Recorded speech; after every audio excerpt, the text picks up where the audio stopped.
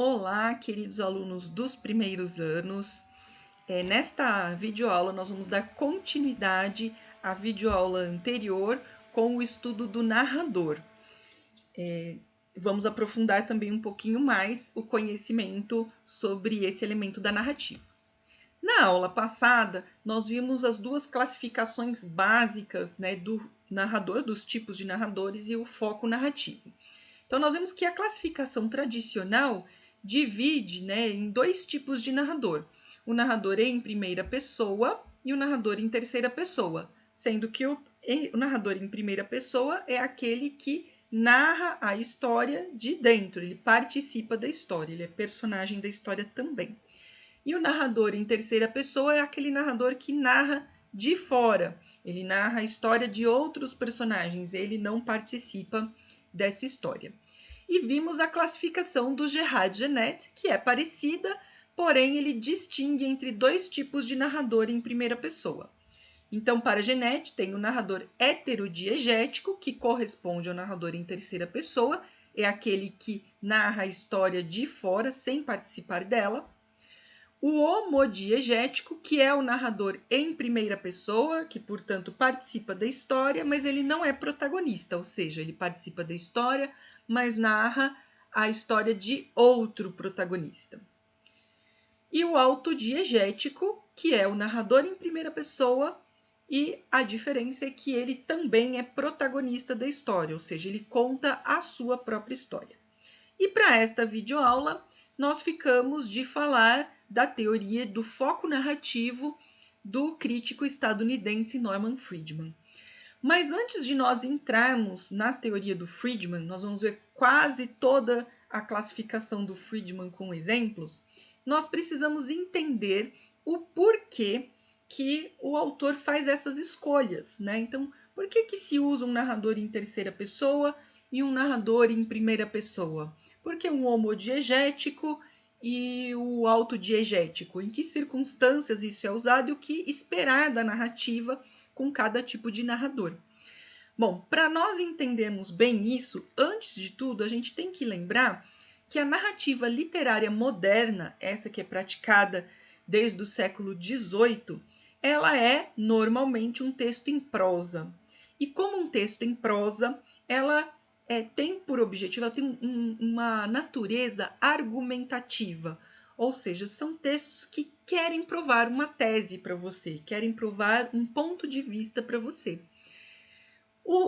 Na narrativa, o escritor, em vez de construir um texto estilo ensaio, um texto estilo dissertação, ele faz isso, através de uma história, de um narrador, fazendo representações da sociedade, representações humanas.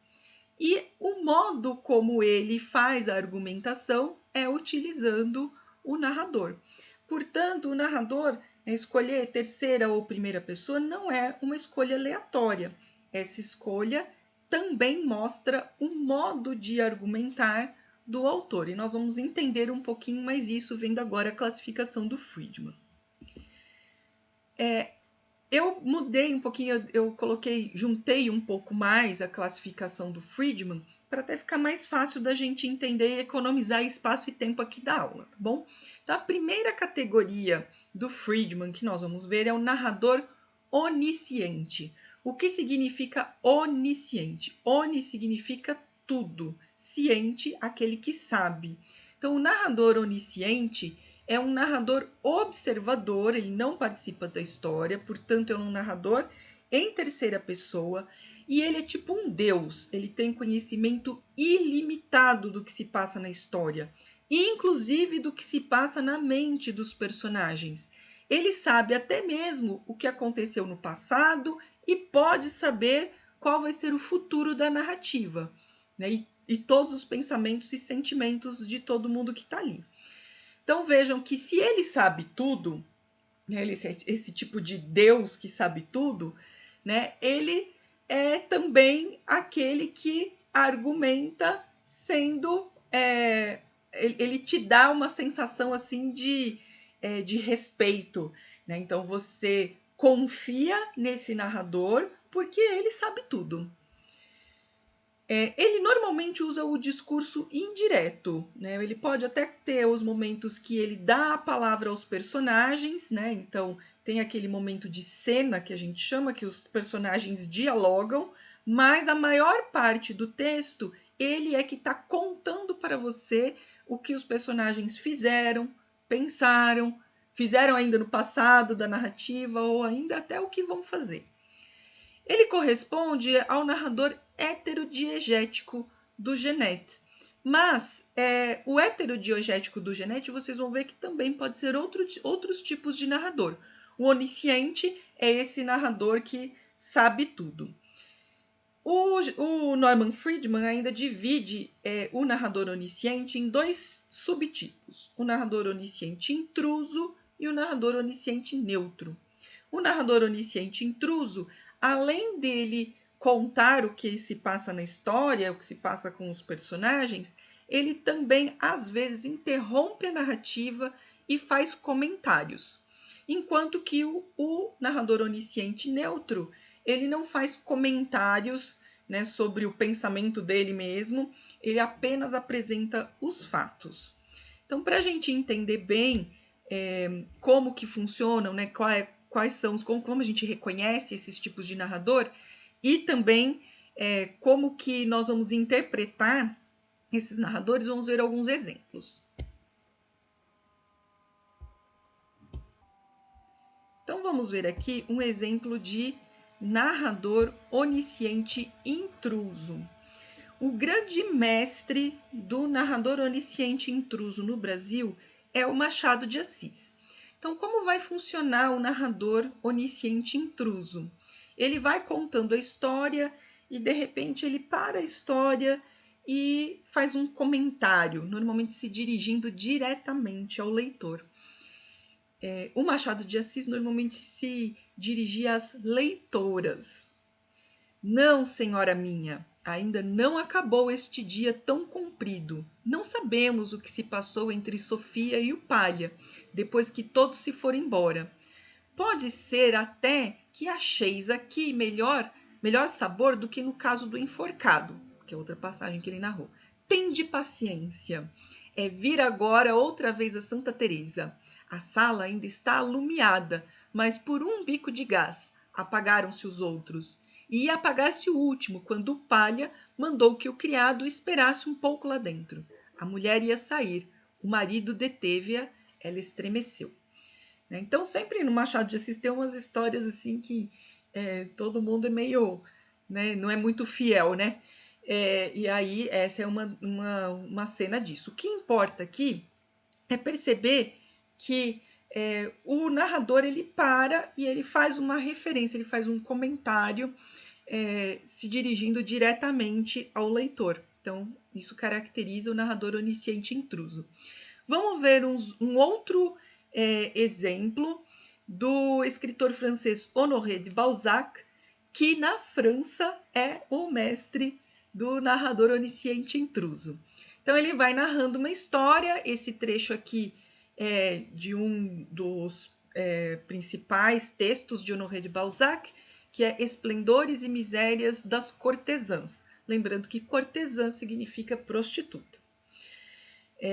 Então diz Honoré de Balzac.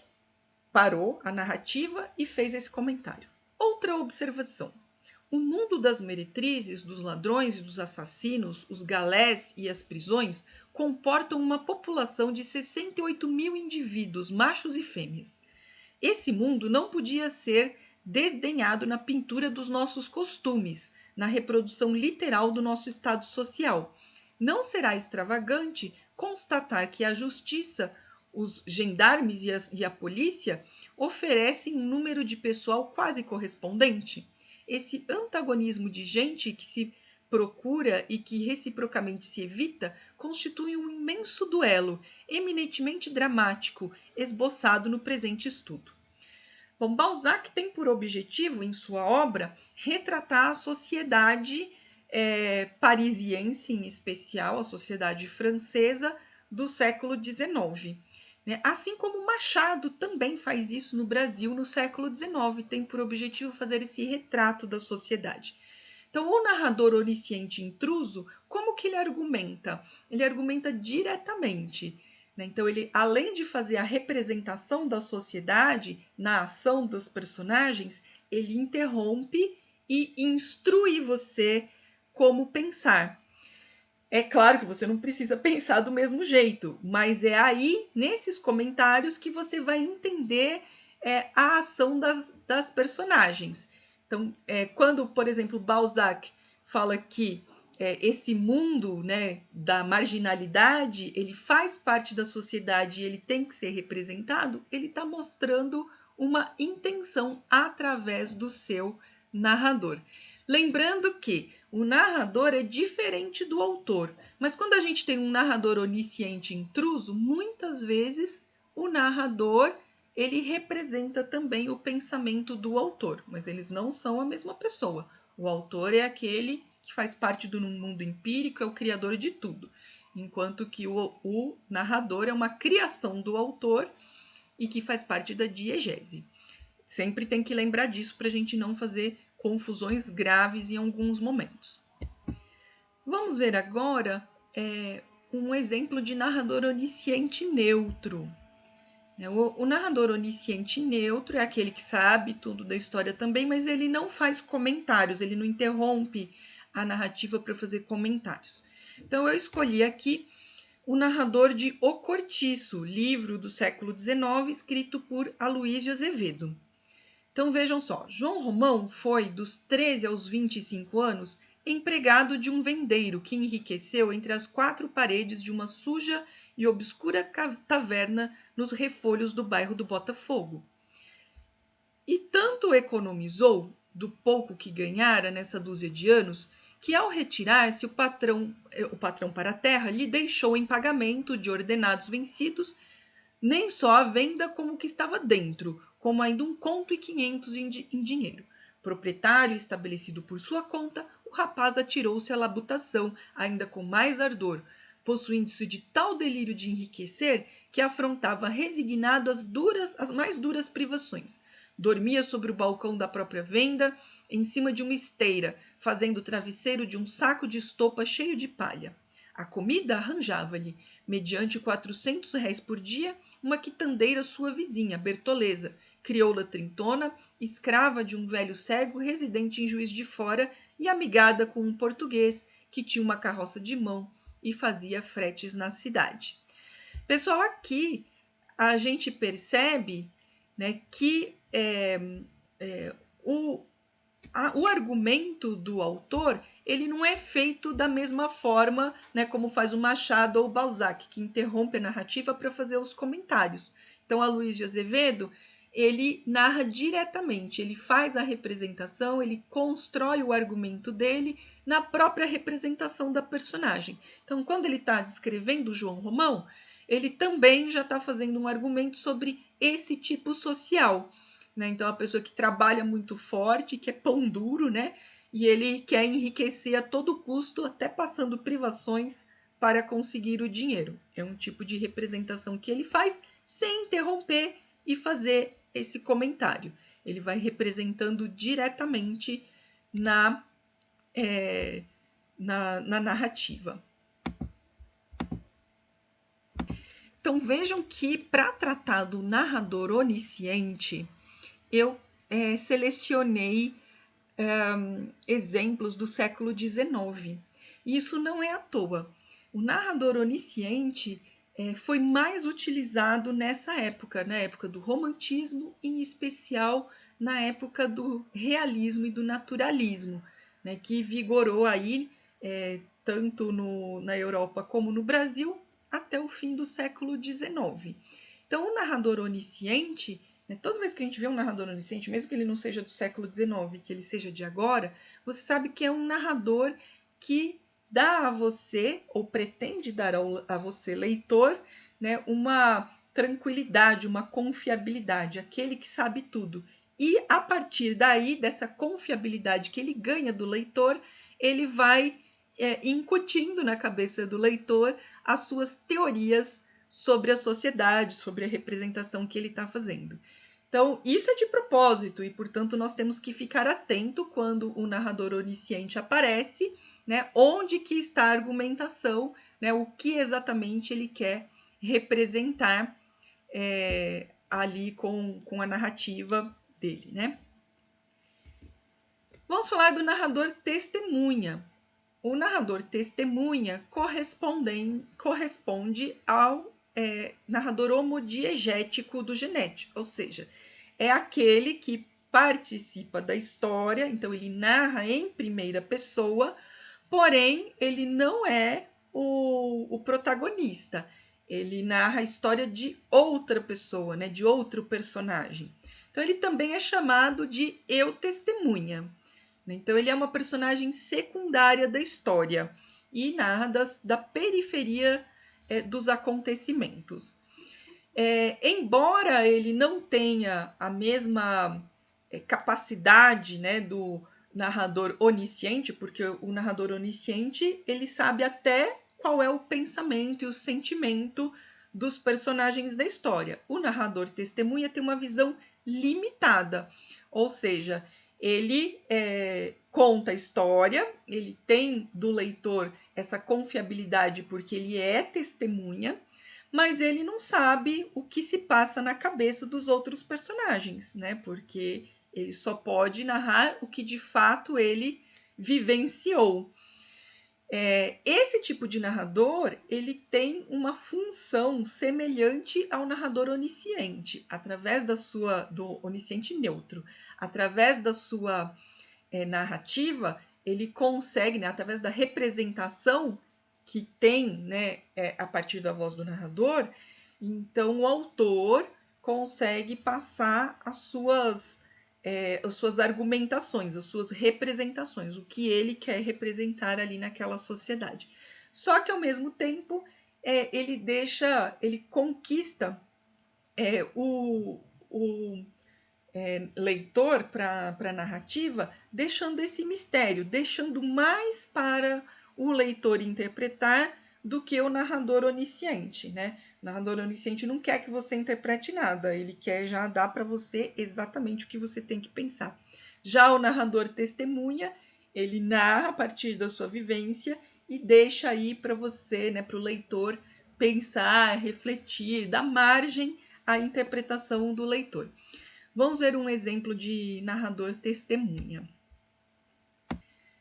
Um narrador testemunha muito conhecido é o narrador de um livro que eu gosto muito, chamado O Grande Gatsby, que é do escritor estadunidense Scott Fitzgerald. Talvez vocês já tenham visto o filme, né, no qual o Leonardo DiCaprio faz o protagonista Gatsby. E também no filme, né, assim como no livro, a história é contada, né, não pelo Gatsby, ele não é um protagonista, é contado pelo jornalista que é amigo do Gatsby. Então vejam lá. Quando voltei da costa leste no último outono, descobri que desejava que o mundo todo estivesse sempre uniformizado e permanecesse em uma espécie de posição. Só um minutinho, gente. De sentido moral. Não queria saber de mais investigações escandalosas sobre os meandros e sutilezas do coração humano. Somente Gatsby, o homem que empresta seu nome para esse livro, estava isento da minha reação. Justamente Gatsby, que representava tudo aquilo que eu desprezava. Se a personalidade é uma série ininterrupta de atitudes bem-sucedidas, então existia alguma coisa de grande beleza nele, uma espécie de sensibilidade aguda para as possibilidades de prazer que a vida oferece, tal como se ele estivesse ligado a uma daquelas máquinas complexas que registram terremotos a 15 mil quilômetros de distância. Então vejam que é um narrador que conta em primeira pessoa, ele está falando das suas opiniões, ele está falando da sua experiência, do seu ponto de vista, mas ele já diz que tem um protagonista que empresta o nome ao livro, que é o Gatsby. Então vejam só que o narrador testemunha, ele não é neutro, né? Então ele faz seus comentários, ele fala das suas opiniões e dessa forma é que ele vai argumentando, né, para construir uma ideia que é passada para o leitor. A próxima categoria do Norman Friedman é o narrador protagonista, né, que corresponde ao narrador autodiegético do Genet, ou seja, ele é o narrador que em primeira pessoa e que conta a sua própria história. Então é o narrador em primeira pessoa por excelência.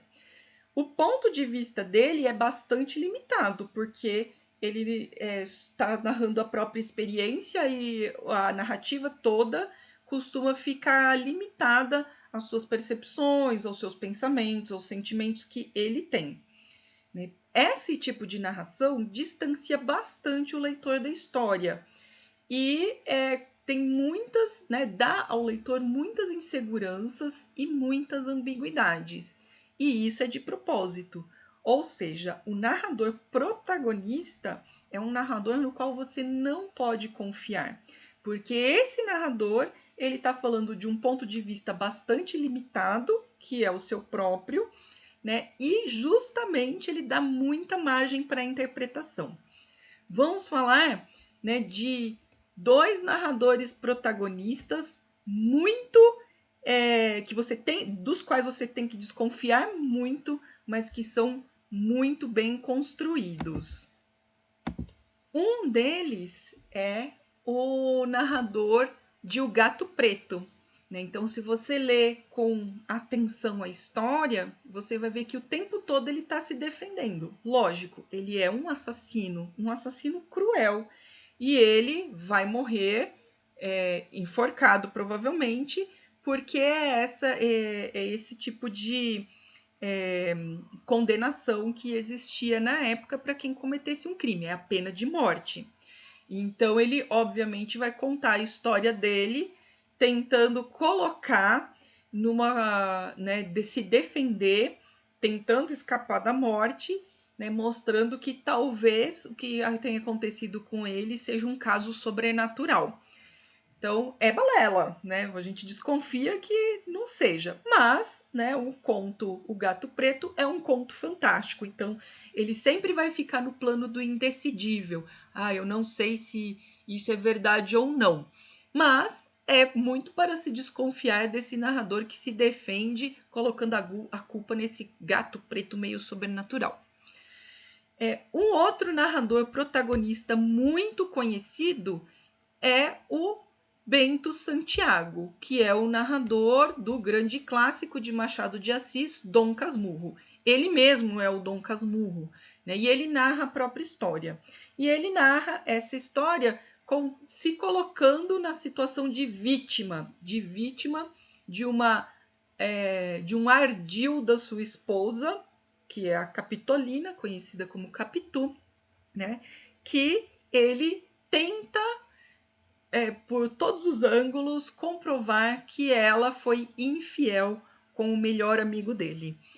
Né? Mas aí é que está a questão. Né? Ele sendo um narrador em primeira pessoa, ele vai esconder as suas próprias fraquezas, né, para colocar a culpa no outro. Né? Então vejam, vamos ver aqui um exemplo, aqui um trechinho de Dom Casmurro.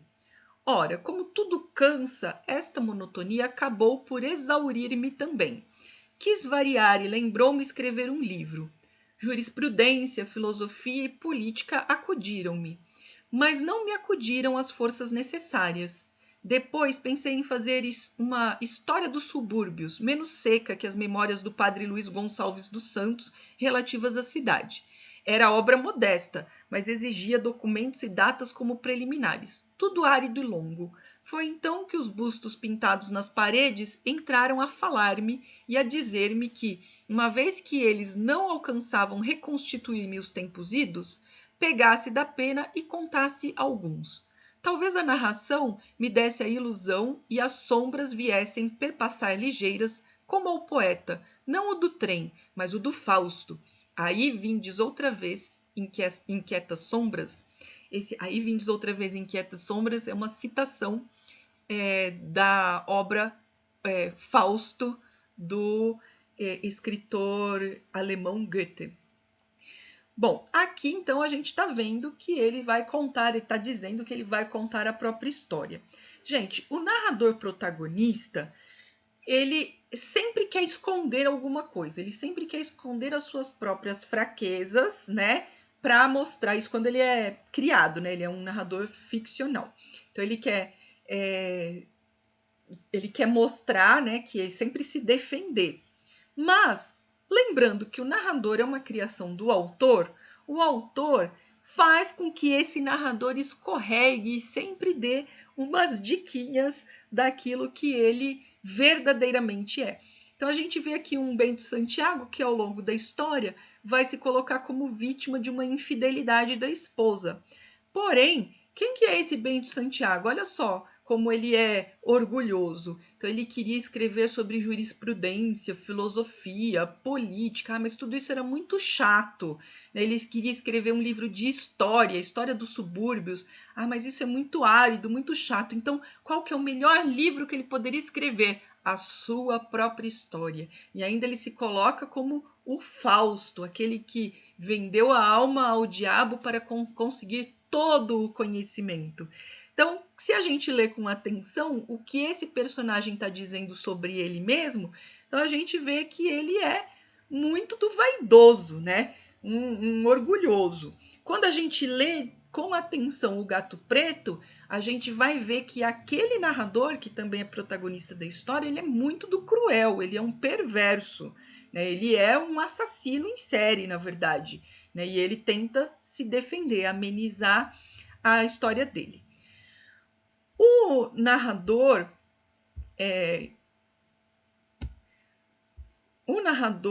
protagonista, ele também é o narrador das autobiografias e dos diários, né? Nesse caso, né, embora também tenha essa ideia de que está fazendo uma narrativa e, portanto, uma narrativa de si mesmo, e, portanto, ela não é totalmente confiável, né? Então, não é que, às vezes, né, como nesses narradores que eu falei, o Bento Santiago e o protagonista lá do Gato Preto, como eles são criações ficcionais, né, são personagens ficcionais, eles têm mais essa coisa de esconder a sua fraqueza. Esse é o propósito deles. Mas quando a gente está falando de um narrador autobiográfico, ou seja, o nome dele corresponde ao nome do autor. Então, quem escreve os diários, a narradora lá de Quarto de Despejo é a própria, né, tem o nome de Carolina Maria de Jesus. Né? Nesse caso, o narrador ele também modula a realidade. É impossível que alguém conte a realidade do jeito que ela é. Então, mesmo quando o narrador é autobiográfico, ele pode não ser um ardiloso como o Bento Santiago, mas a gente tem que entender que o narrador em primeira pessoa, ele está montando uma realidade para que você entenda essa realidade de uma determinada forma. Então, sempre a gente precisa ficar atento em que tipo de realidade é essa que está sendo transmitida para a gente. Qual que é a ideia por trás disso, que de fato esse narrador está montando na sua cabeça, qual que é o argumento dele. A próxima categoria de Norman Friedman é a onisciência seletiva. E a onisciência seletiva a gente precisa de atenção.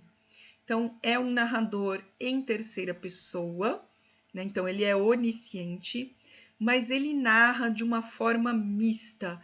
Então, é muito importante prestar atenção nos exemplos para ver se vocês conseguem diferenciar o narrador onisciente da onisciência seletiva. Bom, como é que ela é, né? Quais são as características da onisciência seletiva?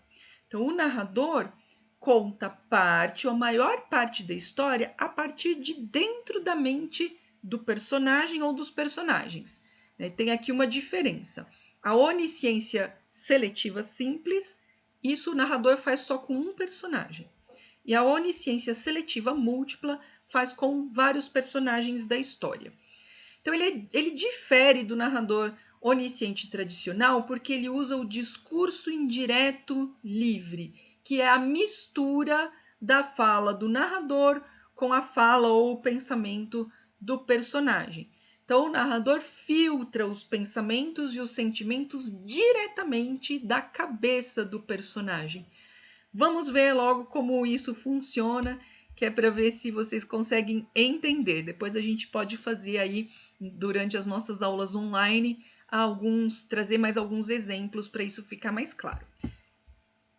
Eu selecionei aqui um exemplo de Vidas Secas, do Graciliano Ramos. E o Graciliano Ramos, junto com Guimarães Rosa, são os dois grandes mestres da onisciência seletiva na literatura brasileira. Fora do Brasil, por exemplo, nós temos um grande exemplo que é Virginia Woolf.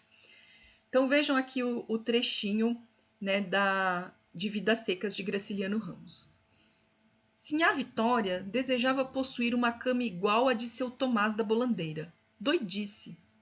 Não dizia nada para não contrariá-la, mas sabia que era doidice. Cambembes podiam ter luxo? E estavam ali de passagem. Qualquer dia o patrão os botaria para fora e eles ganhariam um mundo sem rumo. Nem teriam meio de conduzir os cacarecos. Viviam de trouxa arrumada, dormiriam bem debaixo de um pau. Olhou a caatinga amarela, que o poente avermelhava. Se a seca chegasse, não ficaria planta verde. Arrepiou-se. Chegaria naturalmente. Sempre tinha sido assim, desde que ele se entendera. E antes de entender, antes de nascer, suceder o mesmo. Anos bons misturados com anos ruins. A desgraça estava em caminho. Talvez andasse perto. Nem valia a pena trabalhar. Ele marchando para casa, trepando a ladeira, espalhando seixos com as alpercatas. Ela se avizinhando a galope, com vontade de matá-lo. Bom, esse é um capítulo de Vidas Secas que se chama Fabiano. Fabiano é um dos personagens de Vidas Secas. E aí a gente percebe que o Graciliano Ramos ele está misturando, né? Quer dizer, o narrador mistura a sua fala de narrador onisciente, o seu pensamento, a sua condução da narrativa, com o que está dentro da cabeça do personagem Fabiano. Vamos ver aqui, ó. Sinhá Vitória desejava possuir uma cama igual a de seu Tomás da Bolandeira. E isso a gente pode dizer que é só o narrador onisciente. Ele está dizendo que ela desejava possuir essa cama. E aí, doidice. Doidice, quem está dizendo não é o narrador, é o próprio Fabiano, é o personagem. Essa palavra doidice está passando na cabeça do Fabiano, não é do narrador. Então ele não coloca assim 2 pontos e abre lá para representar a voz do personagem. Ele mistura a voz, o pensamento do personagem com a sua fala de narrador. Eu coloquei aqui embaixo como seria com um narrador onisciente tradicional, né? Não uma onisciência seletiva. O mesmo trechinho aqui, esse comecinho, ó. Então aqui, por exemplo, Sinhá Vitória desejava possuir uma cama igual a de seu Tomás da Bolandeira. Doidice. Vamos ver como ficaria, ó. Sinhá Vitória disse que desejava possuir uma cama igual a de seu Tomás da Bolandeira. Mas Fabiano achava que aquilo seria uma doidice, porque eles não podiam ter coisas de luxo. Porém, não dizia nada à esposa para não contrariá-la. Sabia que qualquer dia o patrão os botaria para fora e eles não teriam meios para conduzir seus pertences. Vejam aqui, ó. Sinhá Vitória desejava possuir uma cama igual a de seu Tomás da Bolandeira. Doidice. Não dizia nada para não contrariá-la, mas sabia que era doidice. Cambembes podiam ter luxo? Essa é uma fala do Fabiano. E eles estavam ali de passagem. Qualquer dia o patrão os botaria para fora e eles ganhariam um mundo sem rumo, nem teriam meios de conduzir os cacarecos. Então, essa mistura, né, de pensamento do narrador onisciente com o pensamento do personagem diretamente na mesma fala, sem precisar colocar 2 pontos, travessão, ou sem colocar no discurso indireto, né, como aqui, ó. Ele achava que era uma doidice. Fala direto, né, como se fosse o próprio pensamento ou fala do personagem. Essa mistura se chama onisciência seletiva. E se você não entendeu muito bem, está inseguro sobre isso ou insegura, é normal, gente, porque tem que treinar um pouco para reconhecer a onisciência seletiva. Vamos ver se a gente treina aí, conseguimos treinar ao longo das nossas aulas. A última categoria do Friedman que nós vamos estudar é o monólogo interior ou fluxo da consciência. Não é uma forma de narrar muito comum, porém ela foi muito usada nos anos 30 no Brasil, nos anos 1930, que é uma época que a gente estuda.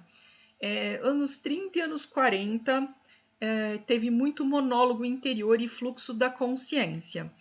Então, como é uma época que a gente está estudando, eu resolvi colocar aqui para vocês também.